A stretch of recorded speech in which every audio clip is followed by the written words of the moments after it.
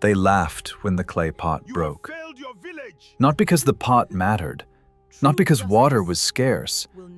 They laughed because it was hers, Amara, the girl who woke before the birds, the girl who carried water on her head for homes that never thanked her, the girl with no father's land, no mother's protection, and no voice strong enough to rise above powerful men. When the pot shattered at the edge of the village square, Chief Zuberi lifted his staff and declared that the ancestors had exposed a thief. Before sunset, the whole village of Nambala agreed. Before moonrise, she was called cursed, and before dawn, they drove her out. But the men who pushed her toward the wilderness did not know that one day they would stand trembling before a royal judge whose voice they would recognize too late. Because the poor water girl they mocked was not going to die on the road. She was going to return with the king's authority in her hands. And when she did, no lie in Nambala would survive. Amara had carried water since she was old enough to balance a half-filled calabash without falling. In Nambala, everyone learned their place early. The sons of wealthy men learned how to sit in council. The daughters of proud homes learned songs, spices, and the art of being chosen. But girls like Amara learned weight, the weight of water, the weight of silence, the weight of being useful to everyone and important to no one. She lived in a small mud hut near the tamarind tree with Mama Sira, a widow bent in the back, but unbroken in spirit. They survived on little, yet Amara never let poverty poison her heart. She greeted elders first. She lifted firewood from old women's shoulders. She poured the cleanest part of every water load into a small gourd for the blind drummer by the shrine. People accepted her goodness the way people accept sunrise, as if it cost nothing, as if the one who gave it could never run empty. Every morning before the square filled with trade and gossip, Amara walked to Moon Well, the oldest well in Nambala, ringed by stone and belief. People said no lie spoken beside that well could remain buried forever. If that was true, then Moon Well had listened to lies for many years. Chief Zuberi ruled Nambala with a carved face and a heart that loved power more than justice. He had land, cattle, and the loudest voice in every council. And he had one son, Temba. Temba had his father's pride without his discipline, his appetite without his caution. He borrowed money from traders, lost it in games, promised repayment with grain that was not his, and when debt closed around him like vultures, he searched for someone weaker than himself to stand between him and consequence. That someone was always going to be Amara. The trouble began when the rain drum vanished from the shrine house. It was no ordinary instrument. It was beaten at planting, funerals, judgments, and prayers for rain. To steal cattle was bad. To steal grain was worse. But to steal the rain drum was to invite terror into every hut. The village woke in panic. Women stopped grinding maize. Men abandoned their stalls. Children were slapped into silence.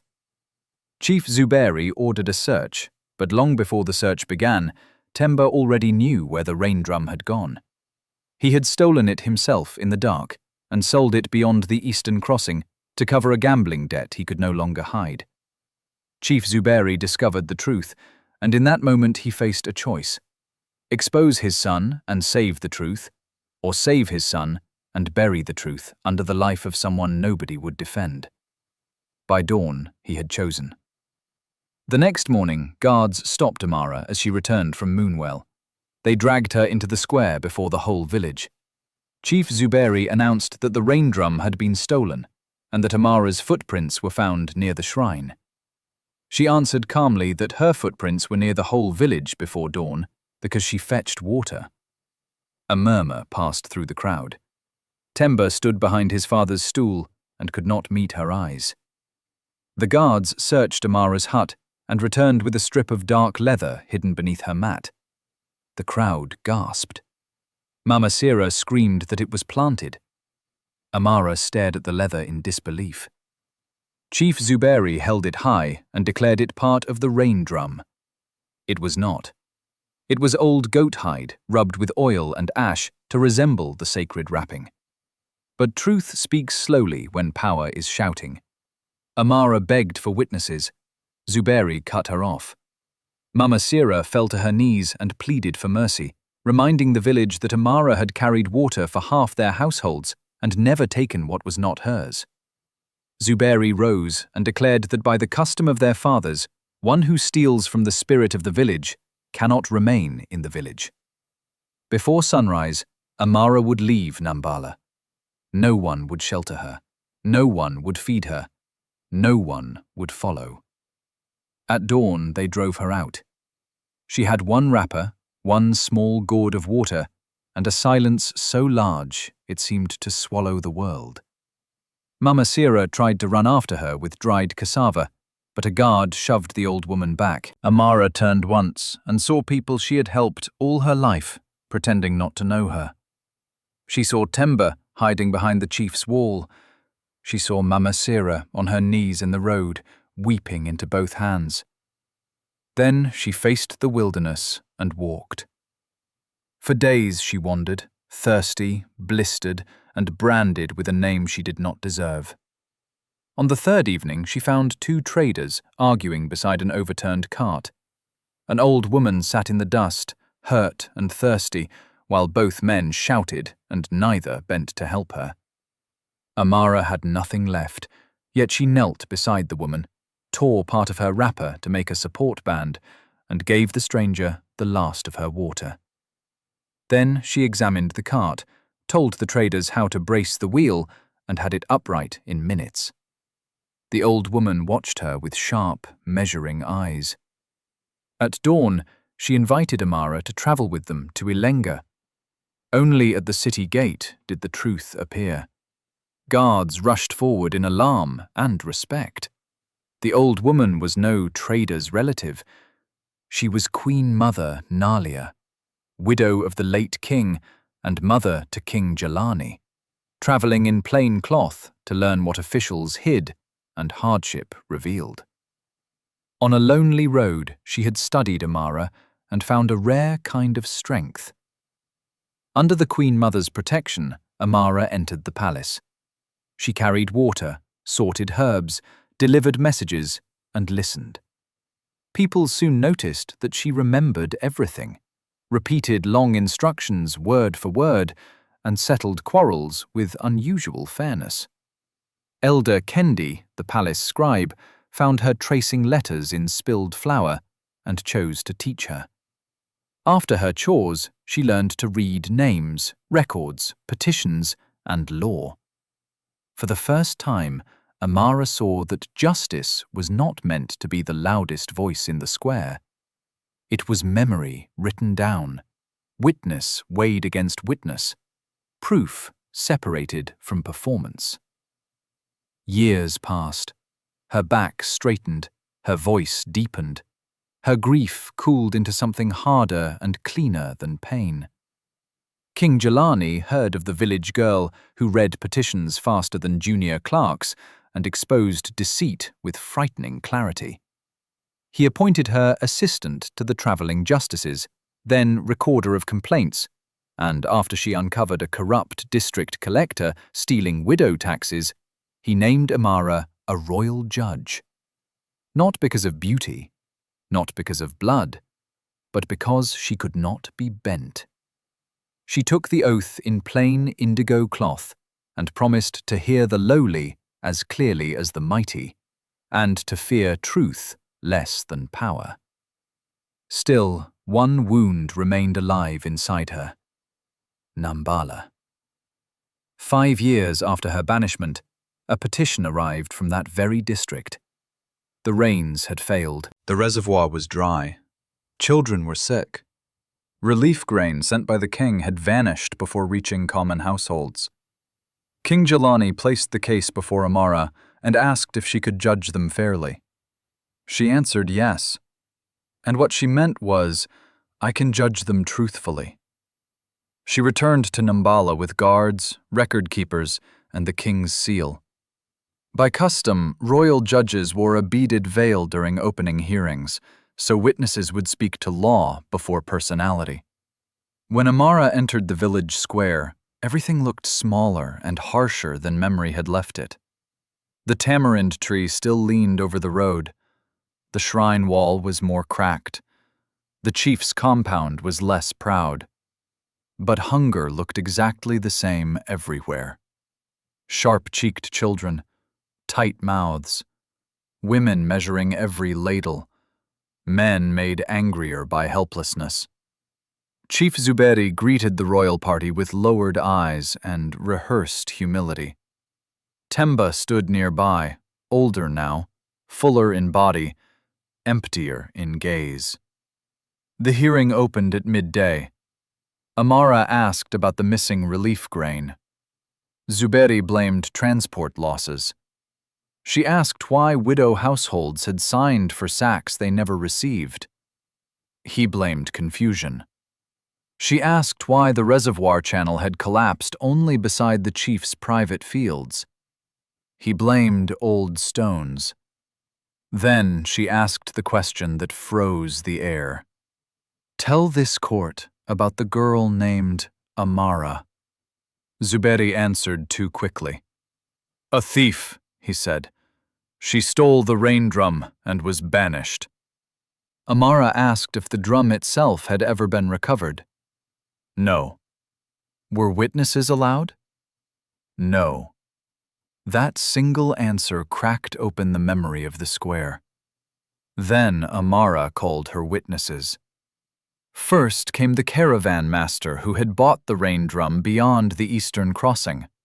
Royal investigators had found him, and he brought the bronze nails and carved wooden ring taken from the drum before it was broken apart and sold. The crowd gasped as the evidence was laid before them. Then came a former herdsboy from Zuberi's compound, now grown, who testified that he heard Temba arguing with a trader about the rain drum debt before Amara was accused. Then came the shrine keeper's daughter, who had seen one of Temba's friends slipping behind Mama Sira's hut before dawn, carrying rolled hide.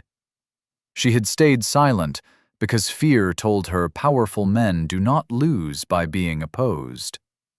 But now she spoke. And finally, Mama Sira entered the square. Older, thinner, trembling with a staff, but alive.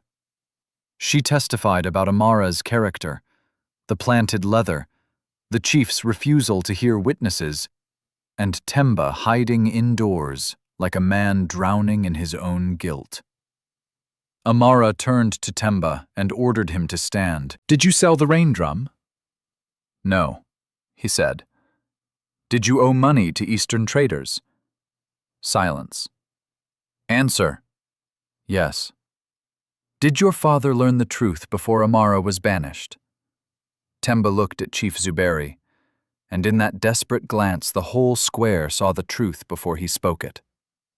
Yes, he whispered. The square erupted. Amara struck her staff against stone, and silence fell under the king's authority.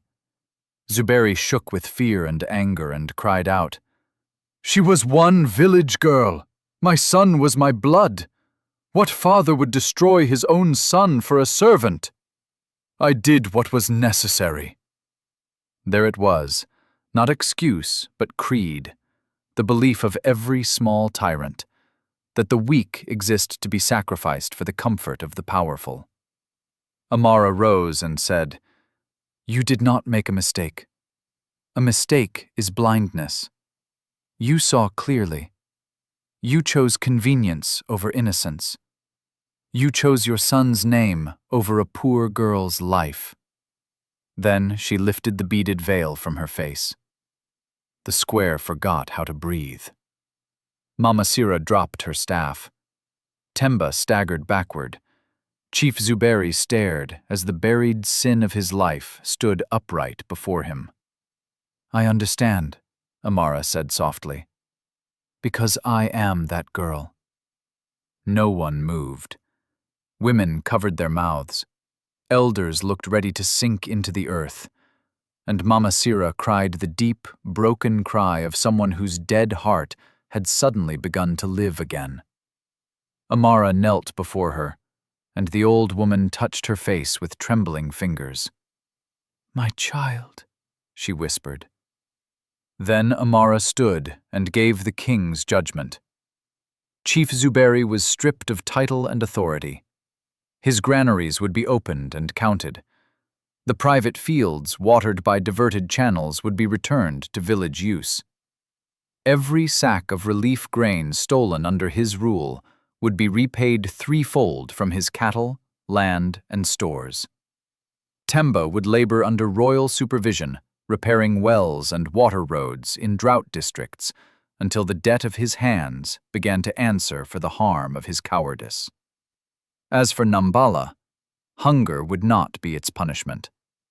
The king's grain would be distributed beginning that day, widow count first, orphan count second, and common households before any chief's kin.